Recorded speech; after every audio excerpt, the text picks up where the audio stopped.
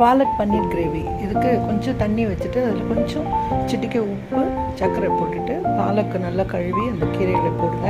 இது வேகிறதுக்கு இல்லை, இது சாஃப்டான உடனே அதை நம்ம வடிகட்டிடலாம். அந்த தண்ணியை நம்ம யூஸ் பண்ணிக்கலாம்.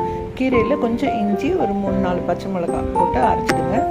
ஒரு பேனில் கொஞ்சம் பட்டர் சேர்த்துட்டு பட்டை, லவங்கம், ஏலக்காய் சேர்த்துட்டு அதில்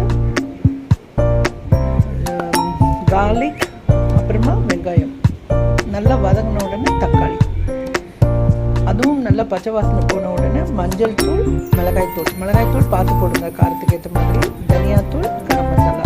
இதுவும் பச்சை வாசனை போகிற வரைக்கும் வதக்கிட்டு இதில் நம்ம அரைச்சி வச்சுருக்கிறத சேர்த்துடலாம்.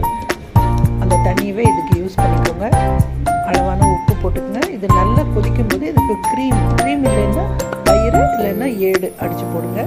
பன்னீரை வறுத்து போடலாம், அப்படியேவும் போடலாம். பாலக் பன்னீர் ரெடி.